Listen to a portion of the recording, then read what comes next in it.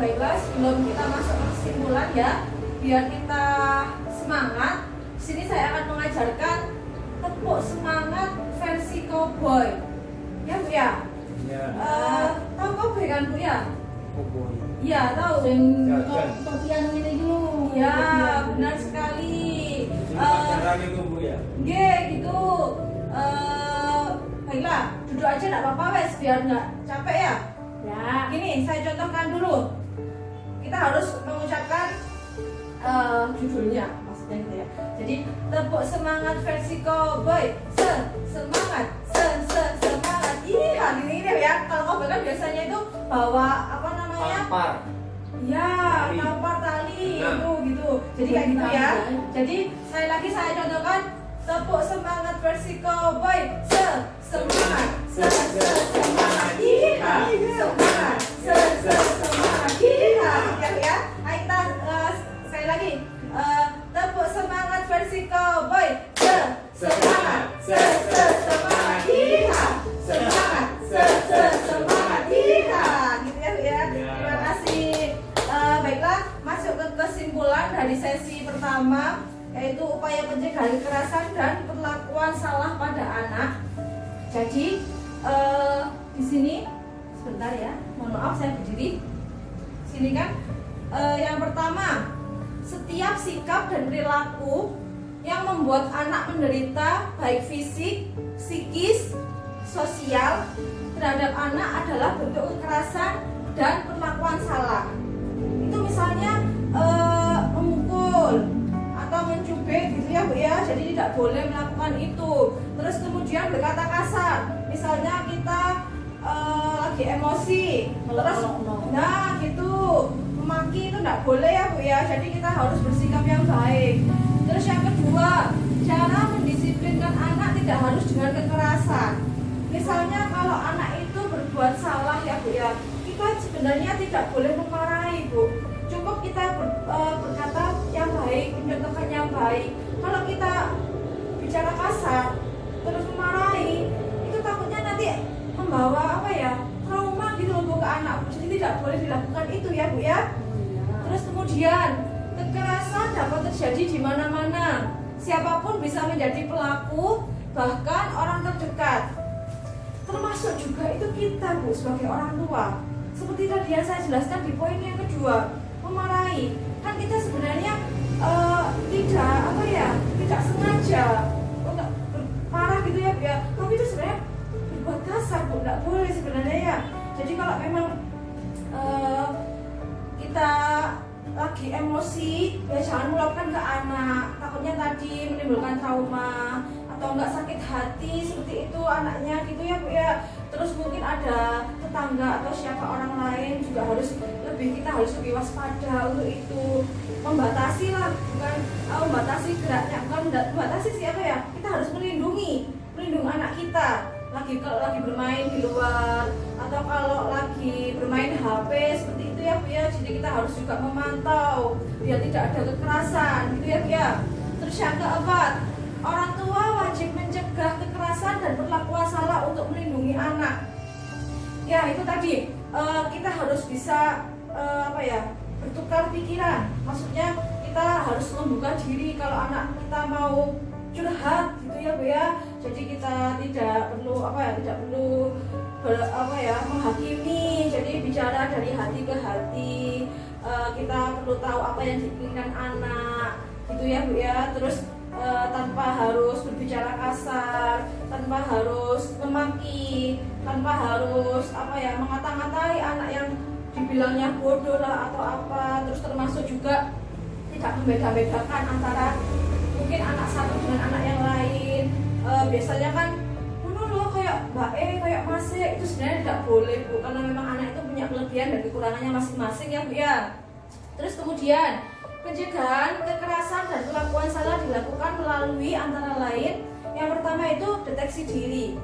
Jadi gini maksudnya, jadi kalau anak kita terlihat murung Bu, atau enggak sedih, atau enggak lagi suka marah, atau enggak agresif, atau enggak lebih diam gitu, kita patut untuk menanyakan ada apa anak kita kenapa gitu ya Bu ya.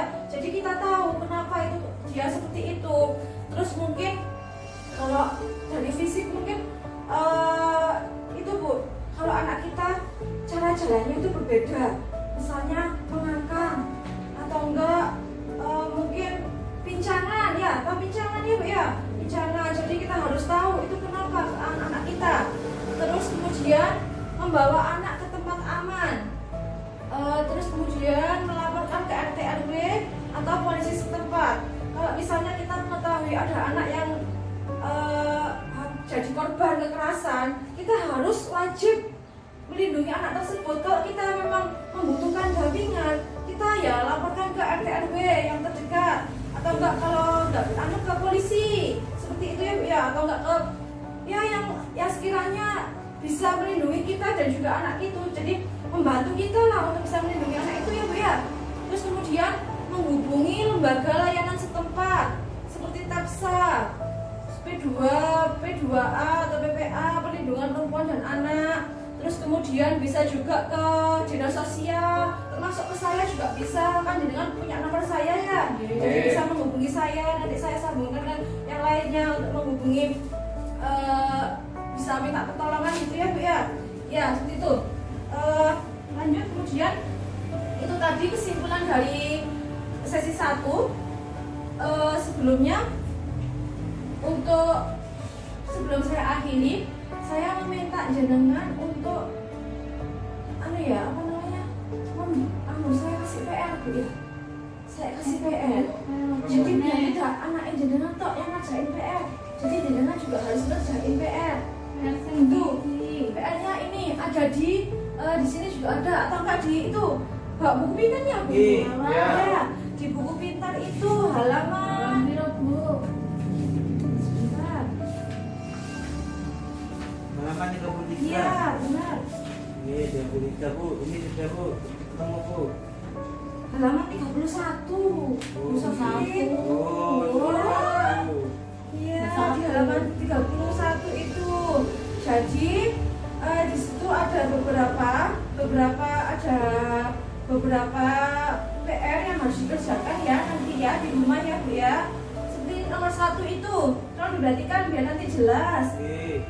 Diskusikan bersama keluarga contoh-contoh hak-hak anak dalam keluarga sesuai kolom yang ada pada halaman 7. Dibuka yang halaman 7, coba dibuka yang halaman 7. Yang ada fotonya yang nggak seperti ini Bu, yang seperti ini. Ya tahu ya halaman 7 ya. Ya itu. Terus kemudian yang nomor 2, diskusikan bersama keluarga gambar-gambar yang ada pada halaman 10. Ya, disitu kan ada. Yang halaman 10 deh Bu ya. Oke. Situ terus tempatkan pada kolom halaman 13. Nggih Bu nggih. Nggih. Oh di situ. Yang Ya. halaman 13 itu. Nggih, di situ. Oke temen ya. Oh, Pakai nggih. PR yang Masih halaman banyak yang ini. sekolah lagi. Terus yang nomor 3, diskusikan bersama keluarga bagian tubuh mana dari gambar halaman 11. Coba dibuka halaman 11. Iya Bu. Iya, yang sering mendapat kekerasan dalam keluarga. Ya, sebentar. Berat. Oke Bu. Nggih. Sampun nggih niku. Terus yang nomor 4. Ya masih ada lagi Bu, masih banyak. Perhatikan tolong ya. Diskusikan bersama keluarga contoh kekerasan dan siapa pelaku yang paling sering melakukan kekerasan terhadap anak. Ya, itu. Jadi diperhatikan itu. Ya, sampun. Ampun Bu. Lagi. Diskusikan bersama keluarga apa akibat kekerasan yang pernah terjadi di lingkungan. Oh iya Bu. Ayo. Ya. Contohnya, misalnya apa? Di lingkungan ya. Apa yang tadi sudah saya jelaskan itu? Itu waktu sampai ke anak itu udah. Nah, ya boleh seperti itu. Rambut itu di ngarepe omahe. Nggih. Terus selanjutnya itu ceritakan kembali kepada semua keluarga cerita film Getun. Tadi kan sudah saya putarkan film yang film Yang nggak ada Getun. tangannya itu ya, Bu, ya? Iya betul. Yang ada anak bisa melakukan kegiatan itu loh Pak. Ayu. Ya, yang pintar anaknya itu kan, ya kan sebenarnya diceritakan kembali ya ke anaknya, ke suaminya gitu ya Bu ya. Terus yang selanjutnya yang terakhir, ceritakan kembali kepada semua keluarga cerita film kisah si Aksa dan si Geni. Oh, sampai Geni. Iya tadi itu. Jadi itu ya itu dari pembahasan tadi saya minta tolong untuk menyampaikan itu semua ke keluarga, terutama ke anak, ke suami juga. Jadi jangan sampai ada kekerasan dalam keluarga gitu, jangan sampai ya Bu ya. Ya. Gini, jadi kita harus melindungi anak. Karena anak kan juga punya hak perlindungan dan kita wajib untuk melindungi hak anak tersebut ya Bu ya Pak ya. Jadi gitu. Jadi kita harus stop kekerasan, gitu ya. Nah, gitu gimana? Stop kekerasan. Nah, gitu. Jadi kita harus tidak boleh berbuat kasar lagi, gitu ya. Oke Bu. Kemudian di sini sudah selesai dari sesi 1, sudah saya berikan kesimpulan. Untuk pertemuan bulan depan saya akan menjelaskan sesi 12 tentang perlindungan anak ya. Tapi ini tentang penelantaran dan eksploitasi anak. Itu ya Pak Bu ya. Jadi nanti bulan depan akan saya jelaskan itu. Ya, cukup untuk ini. Apakah ada pertanyaan? Mungkin? Sampun. Bu. Nggih, Oh, ya, sampun. Sampun nggih. Nggih. Ya sudah. Sebelum saya tutup, saya ucapkan terima kasih atas kedatangannya. Semoga kita selalu diberi kesehatan, agar kita bisa selalu bertemu kembali ya. Kita selalu diberi rezeki, ya gitu ya, beri umur panjang, Amin. biar kita bisa bertemu lagi, tertawa bersama lagi ya, kita ngobrol lagi itu ya Pak Ibu ya. Ya, terima kasih. Mari kita tutup pertemuan ini dengan bacaan Hamdalah. Alhamdulillah.